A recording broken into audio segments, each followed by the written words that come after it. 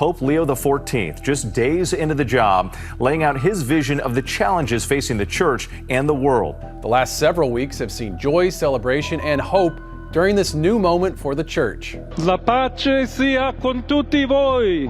Pope Leo XIV made huge changes to the Catholic Church, so big that even Cardinal Tagle was shocked.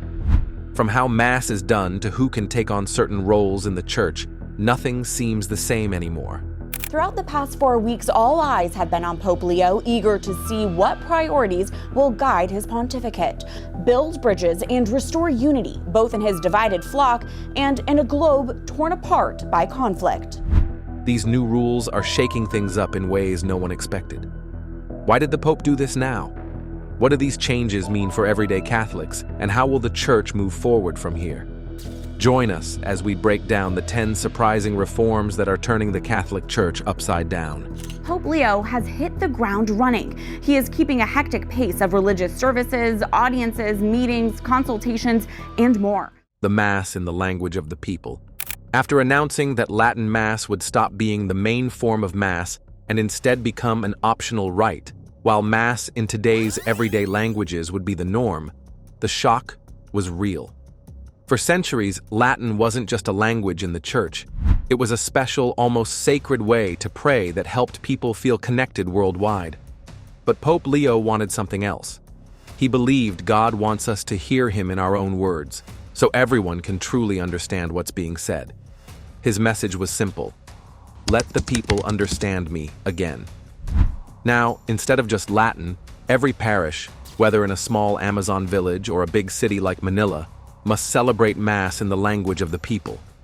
The readings, prayers, homily, and even the consecration are all in the local tongue. Previous popes allowed optional translations, but Pope Leo made it required. He noticed a lot of worshippers were just mouthing Latin phrases without truly knowing what they meant. He said this change isn't just about updating the ritual. It's about making the mystery of Christ make sense again for everyone, especially those who felt left out.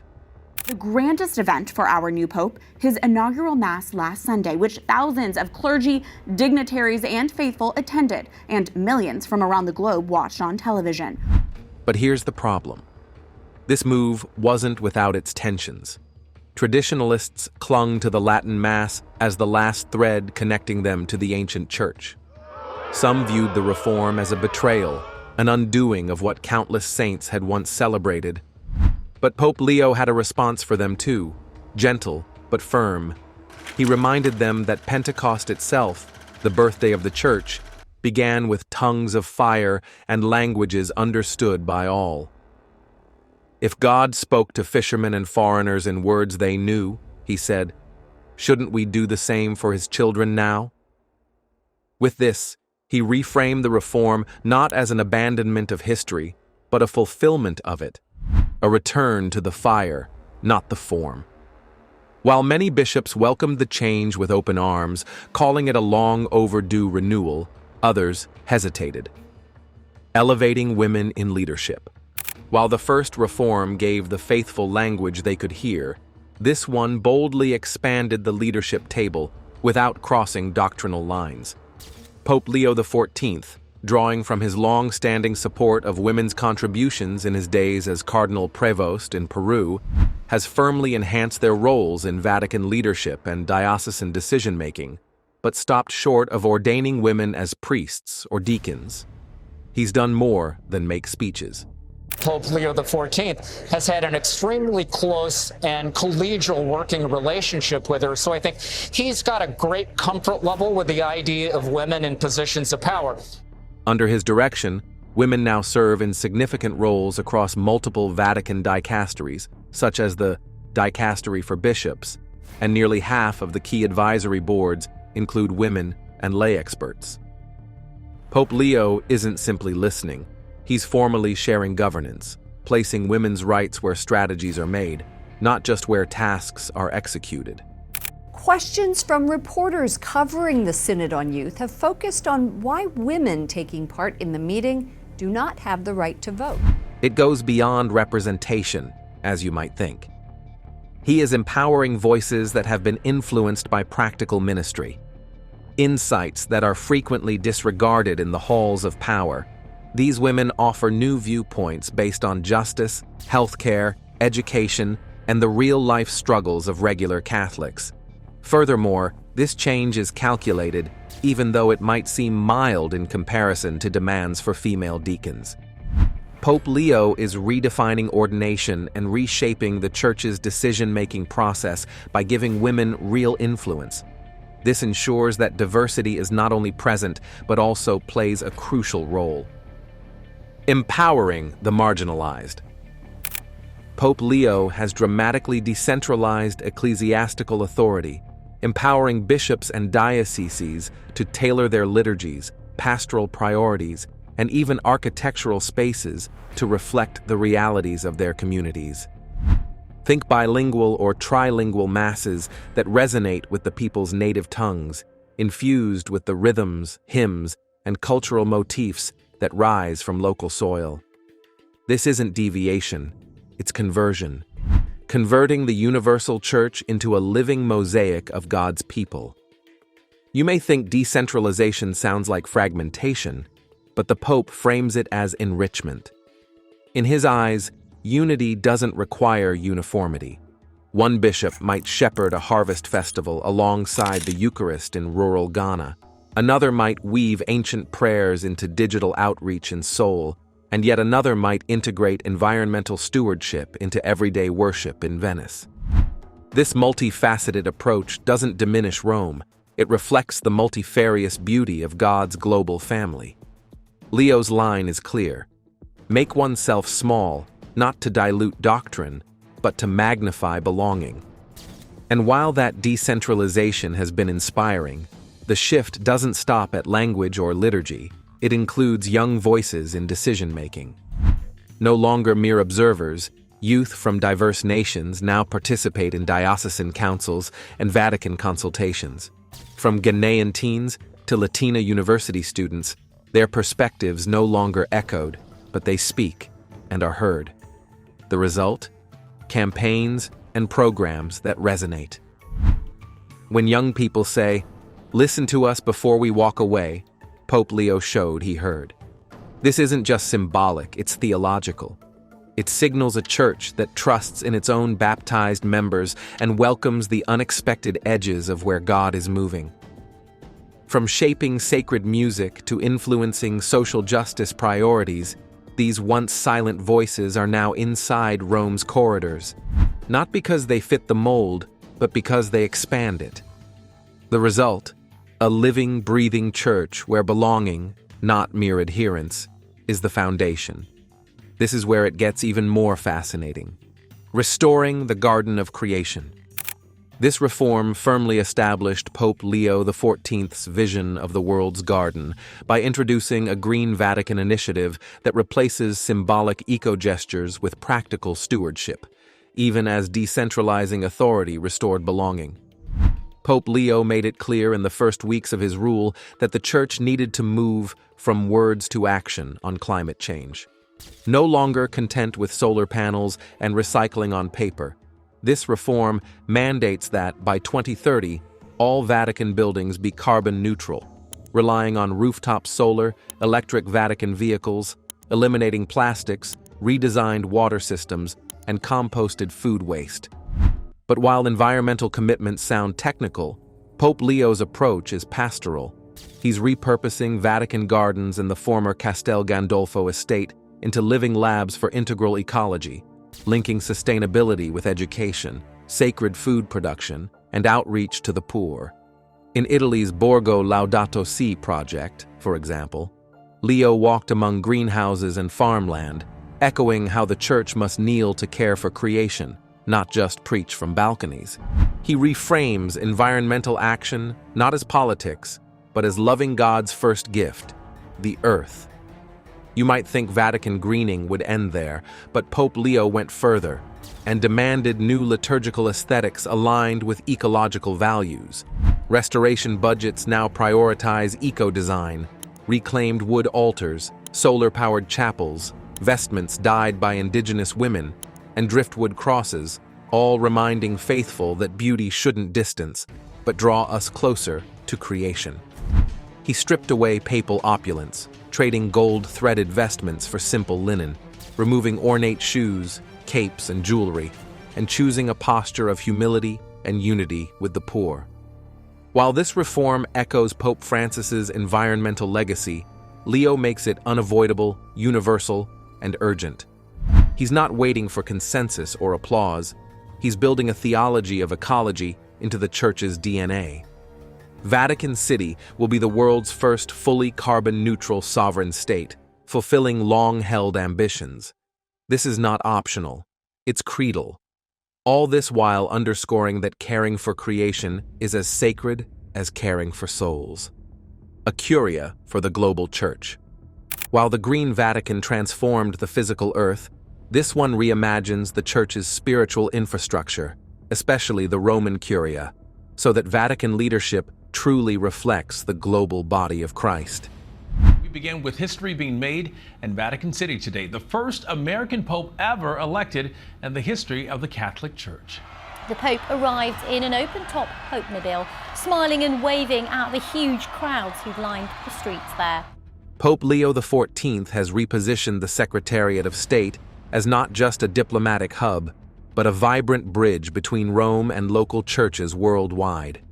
In a bold move, he emphasized that the Pope cannot work alone, praising a secretariat comprised of nearly half laypeople, including over 50 women, an acknowledgement that authority need not all rise from clerical ranks. In practical terms, this isn't tokenism. Lay and female officials, many from Asia, Latin America, Africa, and the Pacific, are now actively involved in curial decision-making, bringing diverse cultural insights to global policies. Pope Leo has signaled that their voices aren't merely heard, they're valued. He's restoring curial functions not as ivory towers, but as listening instruments helping shepherd doctrine, diplomacy, and pastoral care across continents. You might think decentralization stops once the Curia hears, but you'd be underestimating Pope Leo. He's also committed to structural dialogues with women in permanent governance roles. With early signals like supporting Sister Simona Brambilla in a Vatican leadership post and encouraging women's continued presence in decision-making, he's reiterating that governance and synodality involve stewardship shared across genders. However, this next one will blow your mind. Mercy without appointment. This sixth reform goes directly to the core of healing, transforming the sacrament of confession itself, even as empowering local voices influenced authority. Pope Leo XIV has mandated that every parish open its confessional twice a month for a full 48 hours without any appointments, formalities, or pressure. A priest is supposed to wait as a soul doctor rather than a judge. This is a renewal of intimacy, not a program. Before Pope Leo, confessions frequently felt hurried or interrupted by red tape. It's a pure encounter now, a priest, a penitent, and a chance to breathe. He has even given priests retraining in listening, not doctrine. The confessional is not a courtroom, it is a hospital. The goal is to encourage presence rather than protocols. The sacramental essence itself is echoed here. A private confession results in mercy, forgiveness, and a new hope rather than condemnation. People flooded in, despite what you may assume that they would return cautiously. "I forgot how light it feels to be forgiven," sighed an elderly penitent in one parish, while a teenager said, "This is the first time I've spoken and didn't feel smaller." He wept silently, not because he was ashamed, but because he was not alone, according to Cardinal Tagle, who himself knelt anonymously on one of those nights. This is the kind of mercy that remembers those who were once separated. It is ingrained in scripture and tradition, but it is frequently absent in real life. And just when you think confession can't become more radical, remember, this isn't about programs built around bulletins or announcements. It's about constant availability, no schedules and no filters. Twice a month, the door is simply open, an invitation. If the door is never open, how will they know we still wait? That simple posture, waiting, just might be the reform that saves souls. Reimagining sacred space. This reform reinterprets where and how worship takes place, changing sacred spaces to reflect local cultures and ecological awareness, even as confession restored intimacy and mercy. Pope Leo XIV expands upon the Council's idea that liturgical forms can change as long as it serves the interests of the faithful. Nowadays, churches are encouraged to use reclaimed materials, wood, stone, and textiles in their architecture and furnishings, rather than sticking to the austere Roman models. This blends ecological responsibility with local craftsmanship. Think driftwood crosses crafted by refugees, altars from fallen trees, and vestments hand-dyed by indigenous women, all serving as visual reminders of creation's sanctity and the people's identity. At the same time, Pope Leo widens the circle for sacred expression through inculturation, embracing local symbols, music, and art within the liturgy. This echoes Archbishop Piero Marini's work under John Paul II, who integrated Pacific chants, Mexican purification rituals, and other regional forms into Mass. Now, local festivals, dances, and devotional art are validated elements of worship, expressions that resonate with the heart of each community. These aren't just decorative touches, they're authentic liturgical acts that enhance participation and spiritual depth. You might think weaving local culture into the liturgy could risk dilution, but the Vatican emphasizes the organic growth of such adaptations within the Roman Rite, ensuring unity through diversity. But that's not all. In practice, this means a Mass in Kenya might include Swahili chants and Kikuyu drumming alongside the universal prayers.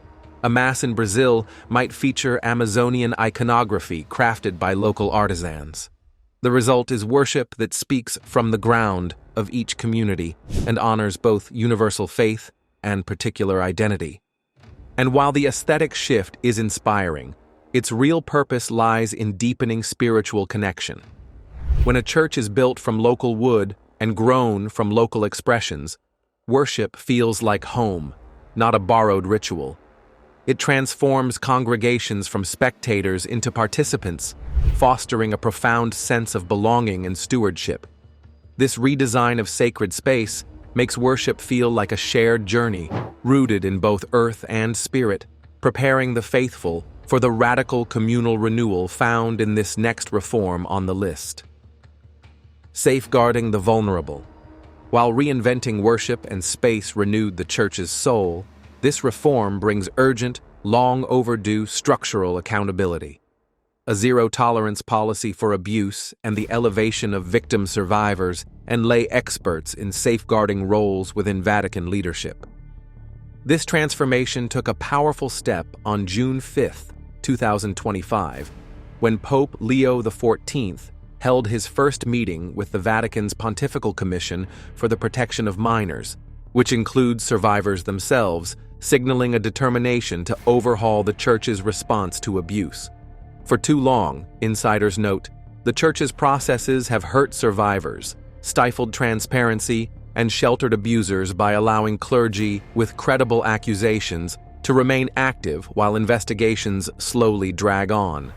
Survivors and advocates are now calling for permanent removal from ministry, something Leo's stance suggests he's ready to enforce. This reform doesn't stop with statements. It's administrative and structural. Abusers found culpable will no longer be quietly rotated or minimally sanctioned. Under Pope Leo's directive, they will be immediately and irrevocably removed from pastoral duties, pending a full investigation. And those investigations? They now fall under offices that include lay professionals, some of whom have survived abuse, empowering the Church's protective systems with real accountability and empathy. You might assume this would meet resistance, but even Bishop Sean O'Malley, head of the commission, stayed on in support, despite retirement, to help drive genuine, survivor-centered change. This isn't just reform, it's reckoning. It's the promise that vulnerable voices will no longer be sidelined, but placed at the center of institutional judgment and transformation. Ready yourself, because this next one goes deeper still, reweaving the Church's identity into the fabric of people's lives. elevating the next generation, while safeguarding the vulnerable, demanded the church protect its weakest. This reform centers its future on its youngest. Youth aren't just the church of tomorrow, they are the church of today. Pope Leo XIV has made this principle concrete by inviting young people, not as observers, but as active voices, in diocesan councils, Vatican discussions, and liturgical planning. From Ghana to Guatemala to South Korea, young voices now share tables with bishops and theologians. You might think youth consultation is symbolic, but Leo has gone further.